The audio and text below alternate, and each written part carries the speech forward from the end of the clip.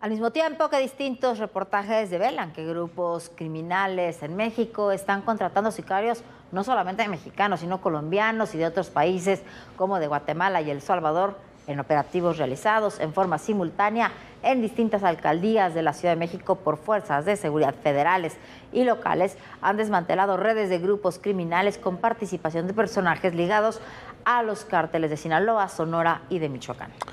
¿Por qué están llegando sicarios de esos países a nuestro país y por qué criminales de distintas entidades llegan a la Ciudad de México para realizar extorsiones, traficar drogas? Por varias razones. Primero, por la lucha feroz entre distintos grupos criminales y de las autoridades contra ellos, y también porque en todo ese entramado buscan tanto protegerse como acercarse, allegarse de recursos económicos y humanos. Cuando hay tanto desgaste, tantas muertes como la que estamos viendo en Sinaloa, también se agotan los recursos humanos de los grupos criminales. Como hemos dicho muchas veces, la guerra entre los cárteles no es solo por el control de una región, de Culiacán, por ejemplo. Lo que estamos viendo en la actualidad es la lucha por la reconfiguración del crimen organizado en el país. La detención de centroamericanos que delinquen en México para los cárteles de la droga se triplicó este año. De los 49 capturados en 2023, la cifra aumentó a 152 entre enero y octubre. Una muestra de ello es lo que ocurrió el 24 de octubre en Tecpan de Galeana, Guerrero, cuando bandas criminales se enfrentaron y atacaron a militares. 19 personas murieron y 9 sicarios guatemaltecos fueron detenidos. De acuerdo con medios centroamericanos, varios de los sicarios que llegan a México lo hacen previo acuerdo con los cárteles. Otros son reclutados a través de anuncios que los narcotraficantes publican en redes sociales o con volantes que entregan en comunidades donde operan grupos armados como el Cártel de Sinaloa o el Jalisco Nueva Generación.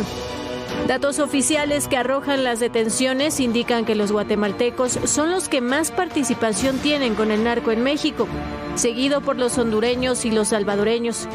La mayoría de las detenciones ocurrió en estados donde la violencia, producto de las disputas entre los cárteles, se ha desbordado, como en Sinaloa. Ante la cruenta lucha que libran las facciones del Cártel de Sinaloa, los grupos están reclutando exguerrilleros y mercenarios extranjeros de Colombia y Guatemala y hasta de Estados Unidos, quienes brindan entrenamiento especializado a los criminales. Reportes indican que los colombianos han contribuido al aumento del uso de drones y minas terrestres. Al reclutamiento de extranjeros se suma el de sicarios de diversos estados. Pero ante los más de 500 muertos y cientos de desaparecidos en el último trimestre, integrantes de estos grupos están dejando la disputa para operar en otros estados. Muestra de ello es la detención a finales de noviembre de 7 integrantes de una célula delictiva vinculada al Cártel de Sinaloa en la Ciudad de México. 6 hombres y una mujer. Víctor Felipe, originario de Sonora y líder de la agrupación. Jesús Alberto, Carlos Humberto y Alba Sofía, originarios de Sinaloa. Guillermo, alias el tío Memo, y Emanuel, originarios de la Ciudad de México. Y Benjamín, originario de Michoacán.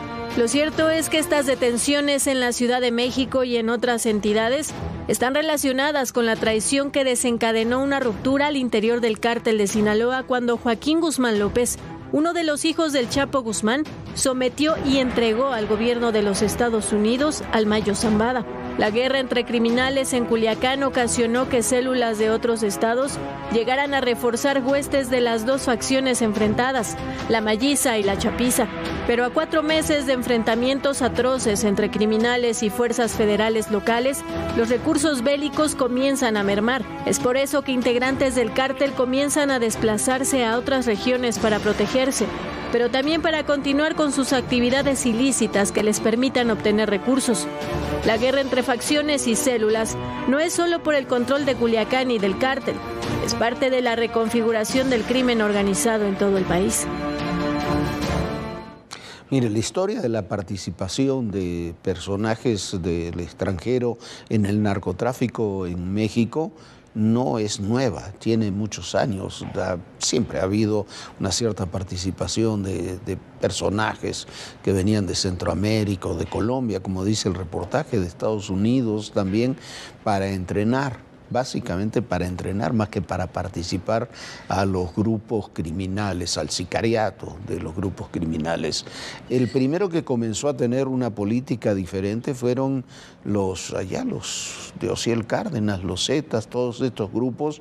¿Por qué? Porque los Zetas tenían relación por su origen con los caibiles guatemaltecos y trajeron a muchos de los caibiles guatemaltecos cuando terminó la guerra civil en Guatemala. Los caibiles eran fuerzas de élite terriblemente brutales, represivas, que hubo ahí en Guatemala, que se quedaron sin trabajo, fueron desmovilizados, muchos de ellos por las violaciones a los derechos humanos que habían cometido, y terminaron en México. Lo mismo ha pasado en Colombia. Buena parte de los personajes de Colombia que están actuando en nuestro país o en otros países suelen ser gente o de los grupos paramilitares que fueron desmovilizados también, o de las FARC, que no se atuvieron al acuerdo de paz que tuvo la FARC con el gobierno colombiano, que incorporó a buena parte de las FARC al sistema democrático en Colombia.